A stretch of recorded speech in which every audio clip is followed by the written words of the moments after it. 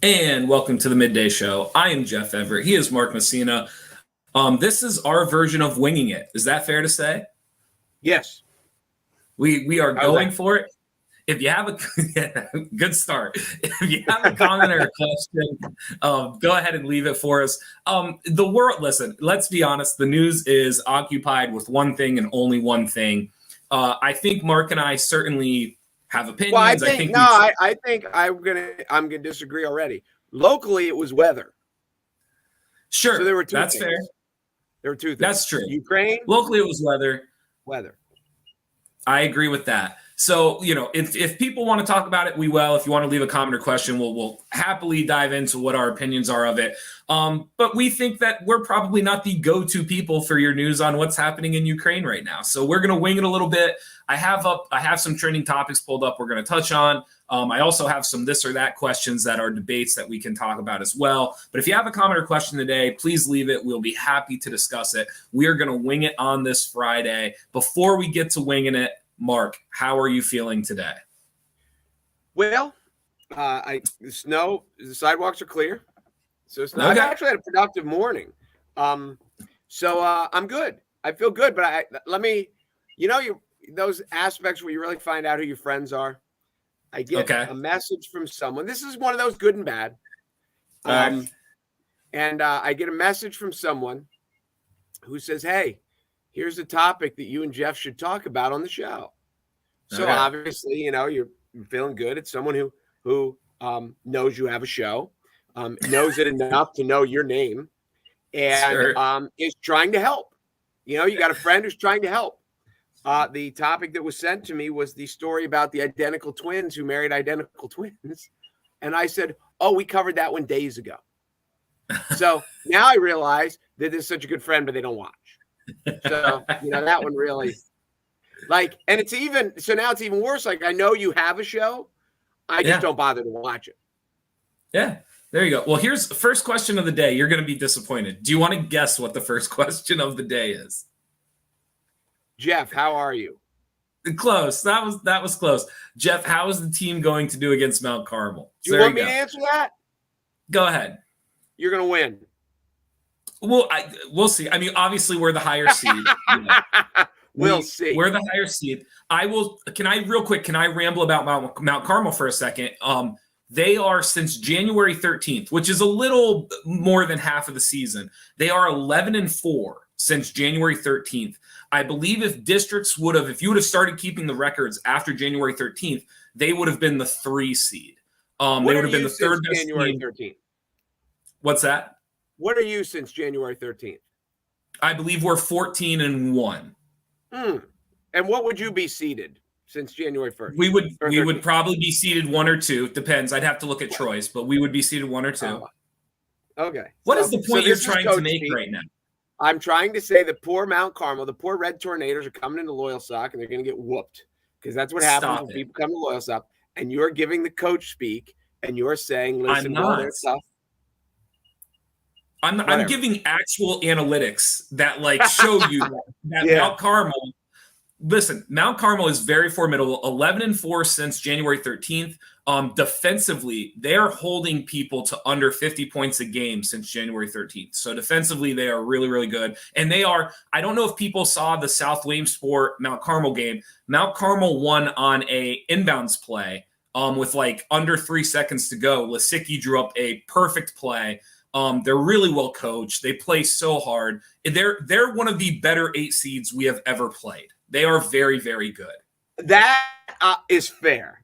And it is fair to say that they are better than a typical 8 seed. Yes. 100%. This is I was going to say is no one is feeling sorry for the Lancers, that they have a pretty tough 8 seed. I don't expect anybody to feel sorry for us. I'm just saying, she asked how the team is going to do against Mount Carmel. I'm just saying Mount Carmel is very formidable. This is not your typical 1-8 game. Okay. That's fair. Yeah, that is. The girls played before us as well. So if you're in the Williamsport area, you want to see a doubleheader tonight. Loyalsock girls play at 6. Loyalsock boys play at 7:30. What about you? I What are you doing? I do want to say one thing about the first round of the playoffs. And for people who don't know basketball, this is the first round of the playoffs. They've been going on all week. Actually, maybe is Newman, do they play? Is their second round game tonight? For some of the ones Saturday. That started really early, is it tomorrow? Okay. Most of them should be Saturday. Okay. But you brought this up, and this is a valid point, a truthful point. There's so much more pressure in the first round than the second round because if you lose in the first round, you're out. The top 3 teams move on to the state playoffs. So even if you win the first round and you lose in the second round, you're into a consolation game and the winner of that. So there is a first round upset is catastrophic from the point that it's season ending. A second round upset, you can still win and get into the state playoffs and keep going. So yes, there is a nervousness for the higher seeds. That if for all that you've built up can be gone in 32 minutes if you don't play well and they do. Yes, absolutely. Some other quick things while we're talking, just since we're in high school sports, PIAA announced that states, the upper seed, the higher seed in states is going to get a home game. So if you are a local team and your gym meets the specifications and you win your district, you are more than likely going to get to host an actual state game, which is, to me, that's huge news. It's a really big deal, especially for local teams. Well, this is new, correct? I mean, let me backtrack. During COVID, we had different rules, and you guys actually hosted a state game last year, but it was because of COVID and everything was different. This is the first time non-COVID that this has happened, correct? Correct. Yes. This is like an official implementation of the rule. Moving forward, they are looking every year, the first round of states, the higher seed, whoever is on the top of the bracket will get to host the game. So that's cool. That is very cool. The other thing that was brought up it brings a I don't know if it's fair, unfair, good, bad. They would do it in the district. So, lots of times you would play at, say, Williamsport, and now you just get to play at your home gym. So that's, I don't think it's a bad call. I really don't. I think it's a great idea. The other thing that they mentioned as well, districts are supposed to start talking about shot clock. So it was the first time that I believe people in charge of their district were told to go home and actually sit down and have meetings about shot clocks and what it would look like, and then bring back their discussions to the next meeting. So it sounds as if the Pennsylvania shot clock, I'm not saying it's going to be here, next year, but it sounds as if it is finally going to come to fruition. I don't think it'll be next year, but it's coming more sooner than later. 2024, 25, something like that. Yeah, so that'll be interesting. Before I have some of the trending topics here, was there anything that you had seen or anything on your mind before I just throw some of these at you? Well, I did just want to throw this out because I'd heard this in a conversation. We are in this world because of COVID now. We've gone into a world of remote learning days. And when it just shows that the people who are happy never really say much, and the people who are unhappy complain loudly. And depending on what school district you're in, when it was remote and it was COVID, there were people that were complaining that on snow days, the kids never got a snow day. And they didn't get to go out and sled ride, and they didn't get to go out and have their stuff and kind of like their free day off because they were remote anyway. And there were people that complained about that. Now that we're back to more of a traditional style school, there are still schools that have jumped through the hoops and got qualified and have remote learning days. I know Williamsport is one of them. I know Montoursville is not one of them. And beyond that, I don't really know. But now you get people who are on the flip side of it that, some people complain that they have remote learning days and the kids don't get a day off. Then there's other people that complain, well, other school districts have remote learning days. Why don't we have it? Because now our kids lose a vacation day later in the year. So it's just another example. And I was told this by a school administrator who was laughing, and there's so many examples in life where you can't win. And whatever decision you make, people are going to complain. And this is now a new topic that has never come up until COVID. But what do you do when school gets canceled? Do you go remote learning and make the kids watch online, or do you just cancel it and make it up later? What's funny is I think the teachers have a better feel for the answer for that. I think teachers would be able to tell you, is it a productive day or isn't it? Like, did we actually accomplish something on these rubber days, right? These weird amoeba days of like, it's school's canceled, but it's not canceled. We're home because of snow, but we're still in school. I think teachers probably have the answer to that. That would be my guess. I would agree with that. And I think the people that are complaining, the academic experience is not high on their list. It's, should the kids get to go sled riding, or should the kids have to make up a day later in the year?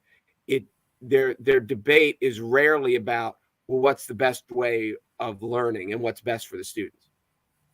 It's funny. We've all come to grips with the fact that I think a lot of us in the last year or two, I think we all have kind of realized that school is less about the degree at the end of it, and it is more about the structure of society and allowing people to go to their jobs, having a safe place where their kids can be and try to learn. And I realize that school is way more about the fabric of keeping society moving forward than the actual paper at the end of it. Just my opinion. That's what I've learned over the last year or two.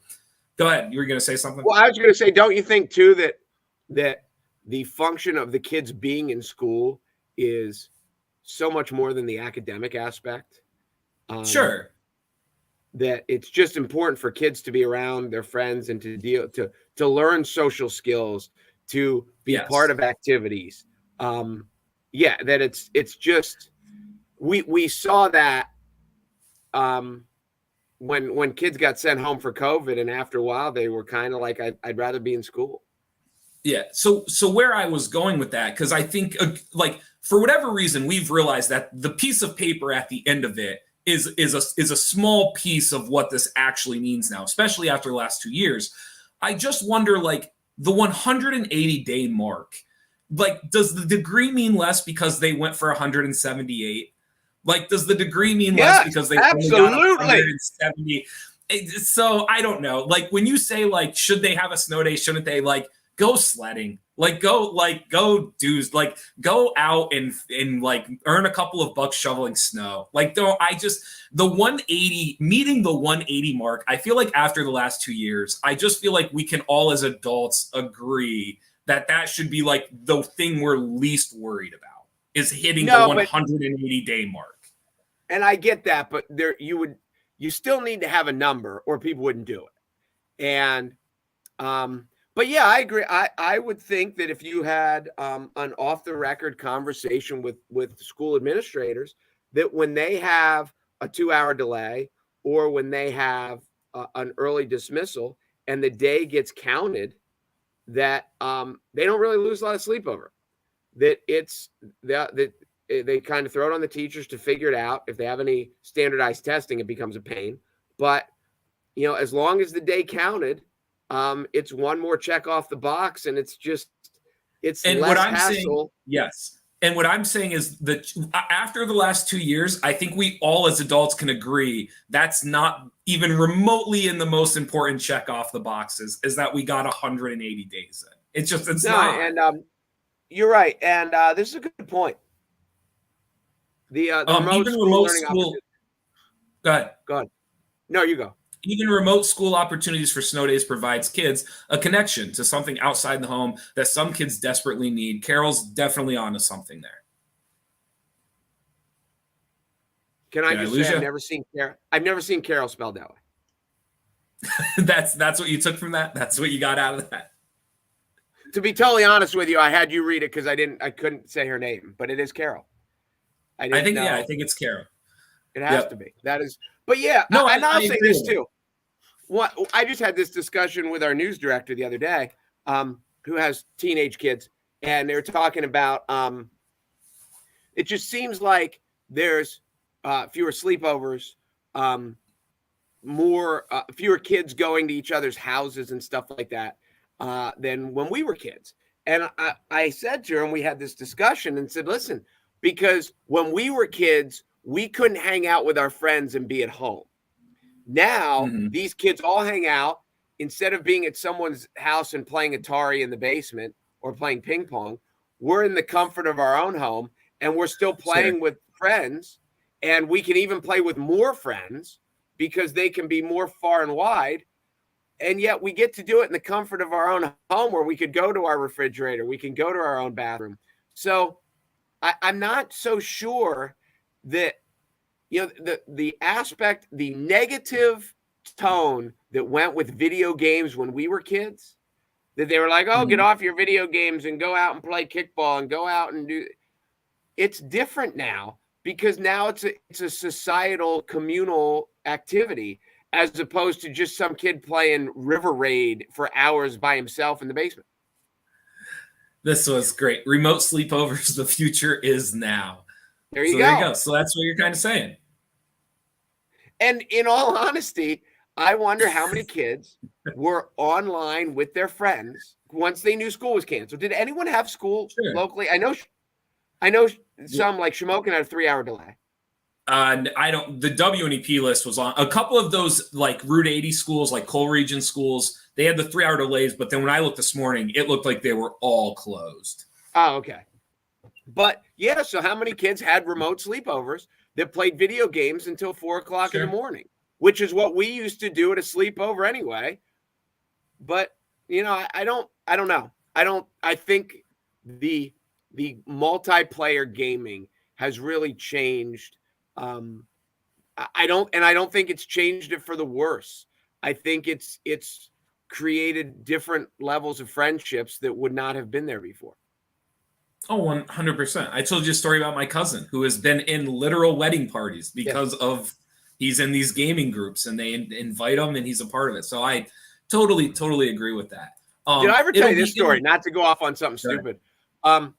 In our student section at our basketball games, there are these guys that come that are athletes, but they don't play basketball, and they always bring their little brother, and he's in 2nd grade. And we were leaving. Well, I say we were. The game was over, and people were leaving the gym, and kids were like, "Do you want to go play Fortnite? Do you want to go play Fortnite?" And the one's like, "I won't, but my brother will." So we literally on a group. My son, there was a sophomore, 2 freshmen, and a 2nd grader in a Fortnite team, because they said, and they're like, he was better than you. So yes, it's crazy, but I don't think it's bad. No, I don't think it's bad at all either. One other thing about about school and about the PIAA, did you see that they switched the football stadium? It will no longer be in Hershey. Yeah, I saw it's at a high school stadium now. So this story's starting to kind of like get legs. They're moving it to Cumberland Valley, which if anybody who's never been to Cumberland Valley in Harrisburg, it is state of the art, brand new, huge. It has to be, if not the nicest, one of the nicest school districts in the state of Pennsylvania. A little tidbit. It is also I believe it is the closest school district to the PIAA headquarters near Harrisburg. Oh, okay. Yes. Now, this is a story that I was reading. Lombardi, who is the head of the PIAA, he revealed that the PIAA, including bids from Hershey, also received bids from Altoona's Mansion Park Stadium and Penn State's Beaver Stadium, which seats over 100,000 spectators, as well as to remain at Hershey Park Stadium. Ultimately, the board deemed Cumberland Valley's overall package, which includes a new turf field being installed this year, to be the most appealing to the PIAA and its member schools. I think this has legs. I don't think this is going away. I think this is a bigger deal, and I think they're going to get a lot of crap for this. Why? Because they turned down Beaver Stadium? You don't think there are kids that want to play in Beaver Stadium? All I'm saying is that if the bids were reasonable, which I have heard from different people, that none of the bids were substantially better. Like every bid was in the same ballpark. And you're telling me you have the chance to play at Hershey, you have the chance to play at Beaver Stadium, even the Altoona Stadium. If you've never been to it, it's really nice. And instead, they picked a high school stadium that is within miles of their headquarters. I don't know. To me, it just seems like they did what was best for themselves and not what was best for high school athletes or high school coaches. That's what it feels like. Now, I will say this. And again, not knowing the other stadiums, I've never been to Altoona. I've never been to Cumberland Valley. I've been to Beaver Stadium, obviously. There's something cool about these big stadiums, but when you have 100,000 seat stadium and you have 3,000 people in it, it's not as great as it looks. And I know, sure. Like, and again, if I'm a kid and you're like, hey, we can play, the baseball championships in Yankee Stadium. Do I want to play in Yankee Stadium? Yes, because it's about the locker rooms and it's about all that stuff. I don't know what locker room access they would have had at Penn State. I don't know how they would have handled that. Maybe that was a negative because obviously Penn State's team is still playing because they're going to bowl games. Sure. I don't know how that. I'm sure Penn State would have facilitated it just fine. So one of the concerns with Penn State was the grass field. Playing 6 straight games on the grass field, that was one of the concerns.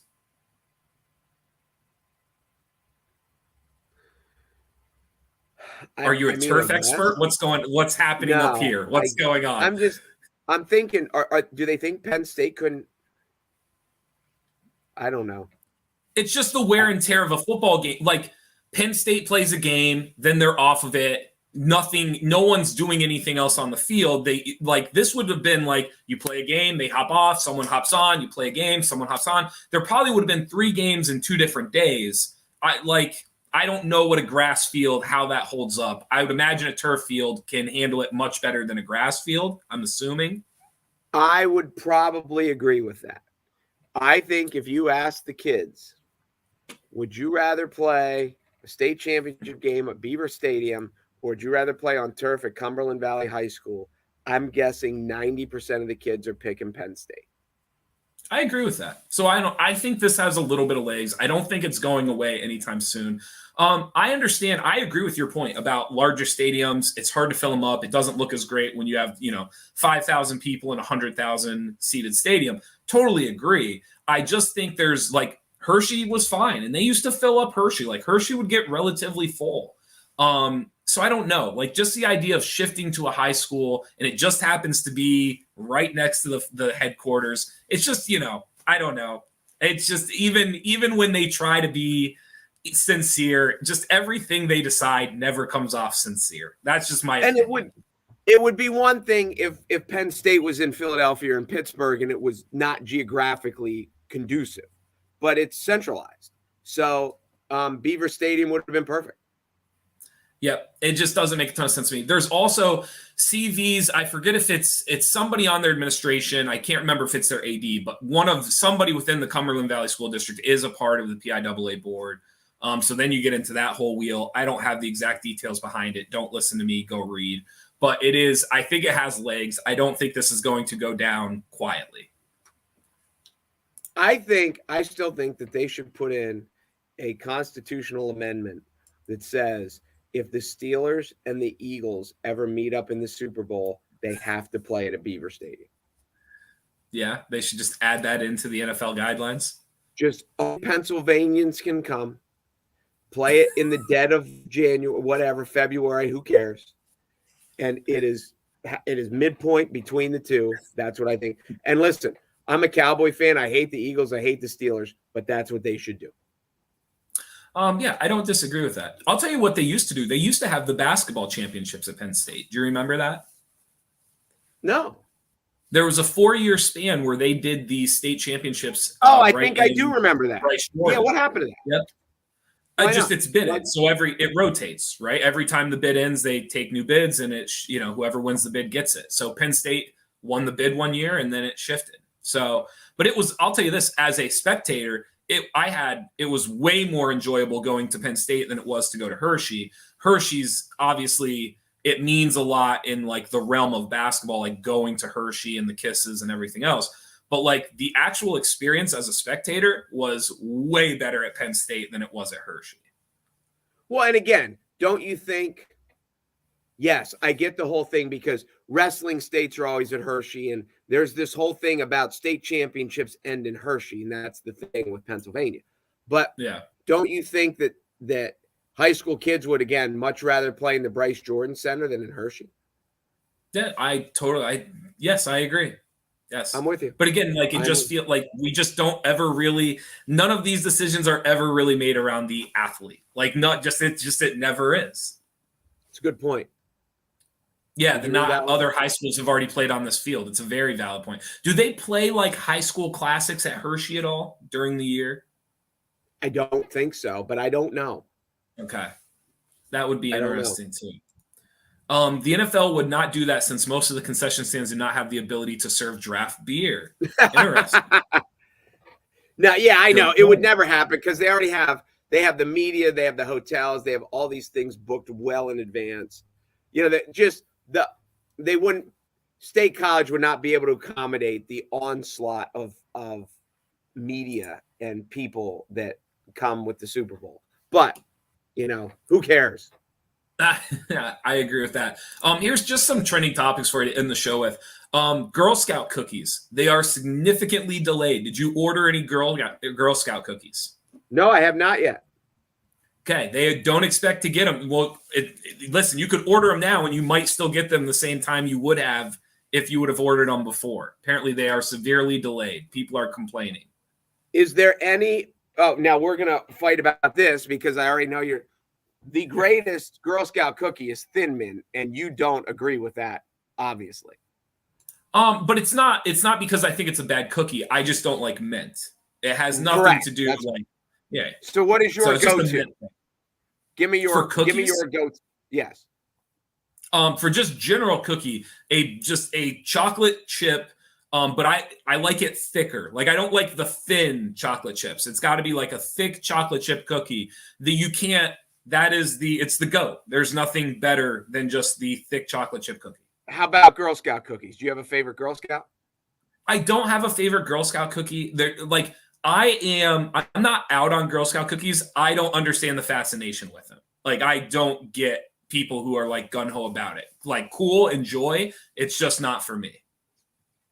I will say I don't think I've ever had a bad one. Okay. I think they're all good.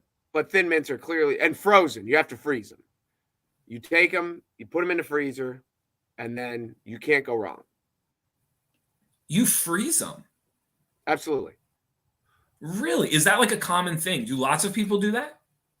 You know what? I grew up in a house. We froze everything. We cupcakes, it's like tasty cakes. We froze those. So it's so funny because I was about to say to you, my like freezer game, like putting stuff into the freezer is like non-existent. And when I hear people talk, there are people that put everything in the freezer like you're explaining. Oh, yeah. The little Debbie cakes in the freezer. When I buy like I do you eat when you eat popcorn? Do you eat popcorn at home when you watch movies and stuff? Sometimes. Do you like to have chocolate with your popcorn? I do like a drizzled. I don't do it personally, but I will buy like at Sam's Club. They have the big bags of the drizzled popcorn, and I love it. Well, see, I just do it on the side, like Raisinets okay. or M&Ms or something like that. Okay. So sometimes, like if I'm at the grocery, I'll just get a candy bar. So like I'll eat pieces of the candy bar while I'll eat the popcorn. And but when I get home from the grocery store, the candy bar goes in the freezer. Frozen Rolos, frozen like crackle bars. They are it's the way to go, buddy. It's the way to go. I am behind on this thing. This is awful. The only thing I've ever like frozen grapes. Do you ever freeze your grapes? I have never frozen a grape.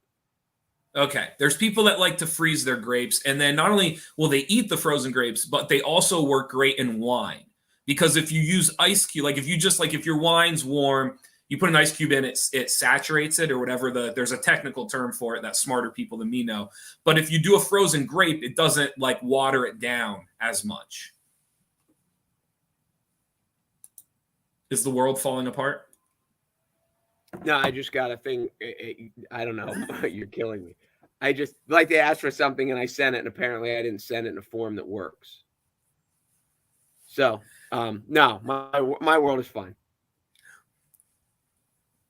Oh, okay. It doesn't get better than eating Thin Mints after they've been in the freezer for 3. Absolutely. Absolutely. What are you laughing at? You're just answering the phone in the middle. We do this show for half an hour every day. You just like look at your phone for an email. I got a text. I was just, you never like, listen, my kids text me, clients text me. I'm busy. I got stuff going on, dude. I answered all your Thin Mint questions. What's next? Listen, I'm pro. Like when your mom calls or your kids call, I'm pro you answering the phone. But like when you're just looking at an email about a form, like what am I supposed to do? Well, apparently you're supposed to make fun of me. That is apparently what you're supposed to do. Well, it's working. We don't have to like deep dive into it. I literally pulled up some of these trending topics. 9 out of the top 10 are Ukraine. I didn't know, if you, what the other one is about Biden's Supreme Court nominee. Did you see he didn't go with who the Republicans wanted? I did see that, yes. And I couldn't remember the names, but I know the one that the Republicans said nominate her, black female, was from South Carolina, and the one that he nominated is from D.C. So I don't know if this is a, you're not going to tell me what to do. I read about this when she's on the appellate court. I want to say when she was when they were voted on for that, she had 3 Republicans that voted for her. Was McConnell one of them? I don't remember, but there were 3. So anyway, I found it to be very interesting. I found something else to be interesting is in the world of complaining that there are Republicans that are upset that that Biden basically came out and said, I'm going to nominate a black female, as we had discussed on here, is that it was brought up that don't you just nominate the best person? And there are Republicans who said, we're going to nominate the best person. However, historically, and even as recent as, Ronald Reagan and Donald Trump both said they were going to nominate a woman. So I have no problems if you're a Republican and you're complaining now because Biden said he was going to nominate a black woman and not just the best person out there. But then you needed to complain out loud again when Trump did the same thing. And he didn't say black woman, he just said woman. And we debated this. If you're going to have a cross-section and a representation of society, you can't just have 9 white guys on it. Even if they're 9 qualified white guys, you're not representing the fabric of America. But this is the hypocrisy. And any Republican who complains now because they don't think this is right, but if they were in public office when Trump said the same thing, they needed to complain then, or now they're a hypocrite. Okay. Fair enough. And if they complain both times, great. That's good. You just keep voicing I'm good. But you just can't be hypocritical, and you can't. And I say we can't be. It happens in politics all the time. But if our side does it, it's fine. If their side does it, then they suck. And that's not right. Fair enough. I still stand by what I said the last time we debated it. Do you have any opinion on the timing of it? You mean that it came with Ukraine? Just, on a Friday when everything's going on, right before the weekend. I think it was I don't really think the Friday had as much to do with it. I think Ukraine had a lot to do with it because Biden is struggling. I mean, there's no doubt about that. With not so much with COVID, but with the economic issues and fallouts that we're having logistically and gas prices and getting shipments, even your Girl Scout cookies, like all these things, lots of them aren't his fault, but because it's on his watch, he's going to take a lot of the heat for it. And now the Ukraine situation, however he reacts to the Ukraine situation, he's going to take criticism because, you can't please everyone. And he needs something positive for people to talk about. And so, I think that I think it was I think Biden needed something for people to get in his corner about because he's been struggling. I think timing is everything. I'm going to leave it at that. Yeah. I don't think this was I don't think this was accidental. I agree with you. No. Are you going to play tonight? As of now, we are.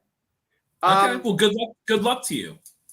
I think too, and I don't know what a lot of schools, and I know Montoursville is one of them that has a rule that, in general, says if school gets canceled, you can't play. I had heard earlier in the week, I said, because we're in playoffs and because this is kind of out of our hands, if they tell us to go play, do we have to go play? You know, and I know that there have often been times, well, everybody knows, not just you and I mean, we're smart, but there have been lots of times that schools have been closed, and by noon, by 2:00, roads are fine. And sure. Roads are fine right now if you're out and about, at least the main ones. So I've heard wrestling is still on, which certainly helps because this is a big time. It's a big wrestling weekend. And so, yeah, I give, assuming it's safe. I don't know about up north. I know Athens hosts a game. I don't know how the weather is up there. I don't know how warm it is up there. But here it's supposed to get to 40 degrees here today. So yeah. We should have no trouble getting to Shamokin. And so I kudos to the people who didn't jump the gun and panic and cancel everything. I assume everyone's going to be able to get to Williamsport High School and anywhere else they have to wrestle. I think most of it's at Williamsport. I don't know where the bigger one is, but anyway. So yeah, as of now, we're still playing. That's all I know. All right. I just wanted to wish you good luck. Well, we could use some.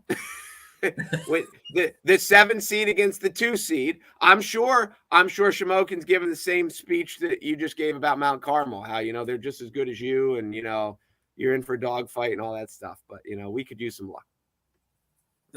Listen, it's the time of year nobody should be turning down luck right now. If you're a coach and you're turning down luck, I can't help you. Everybody should be accepting it. We could use some. We'd like to take some with us. We'd like to get some while we're there.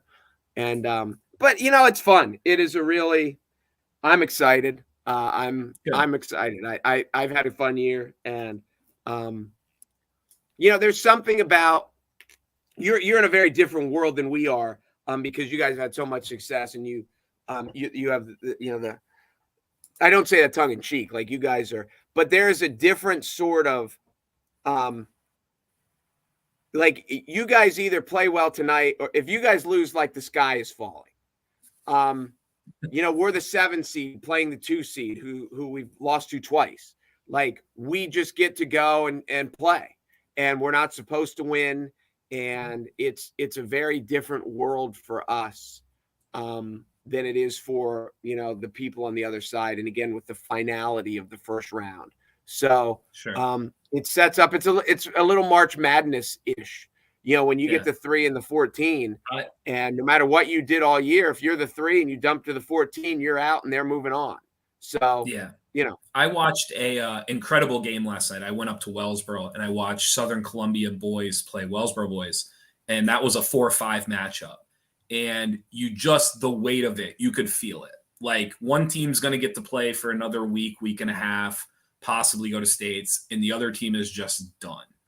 And you just like the gym just felt heavier. You know what I mean? The moment felt heavier. Like you could just kind of feel it. So it is do or die time. It is like I told you, I think it was yesterday, we were walking and I said to you, like, honestly, in a weird way, this is the most stressful week of the year for me.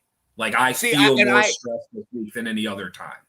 Well, and like last night, and one of the neat things about where we are and with NorthcentralPa.com, like the counties that we cover, we are all over, the playoffs. Like last night, you're at, Tioga County and Columbia County. And, tonight it's, like Cumming County, we're going to Northumberland County. We've got everything covered. And down, Lewisburg and Mifflinburg down, Union County, all that stuff. So anyway, we're all over our region with all these sports. But yes, it is. When you get the 4 and 5 games, I can imagine right when you walk in the room, there's pressure. Like Mifflinburg and Danville tonight, like right away, because they're both good. Like I'm as good as you are, and it all comes down to this. I know, and as stupid as this is, you're the 1 seed playing an 8 seed. We're the 7 seed playing a 2 seed. And in my world, our game tonight is going to be more fun for me than your game is for you until it's over. If you win, you're relieved.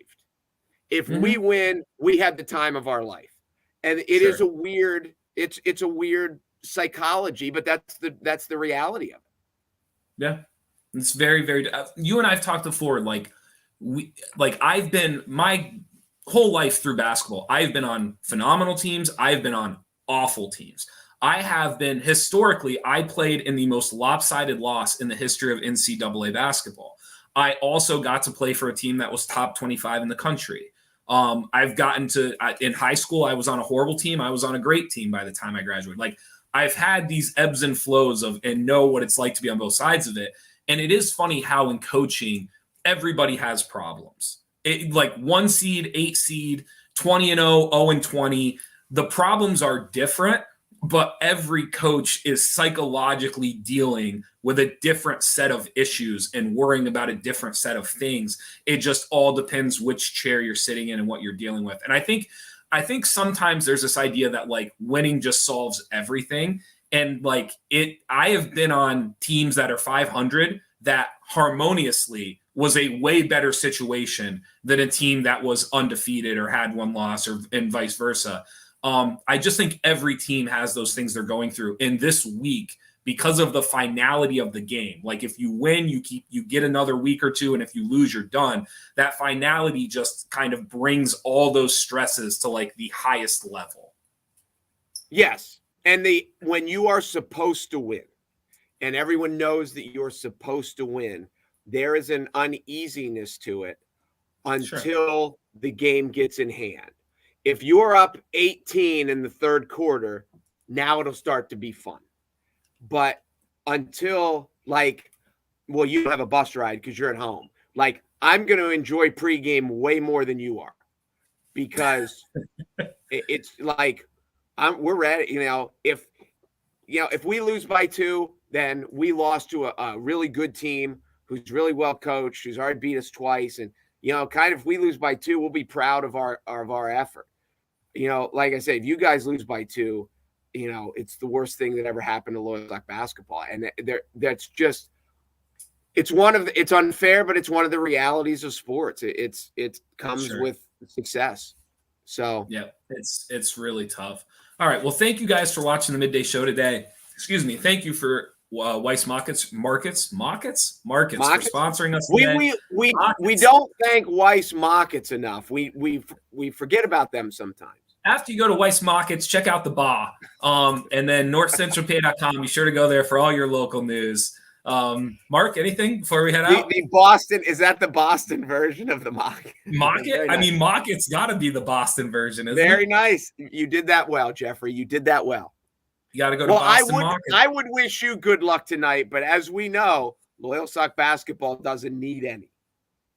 Stop it. I'm Jeff Everett. He is Mark Messina. We will see you all on Monday. We'll see you. Have a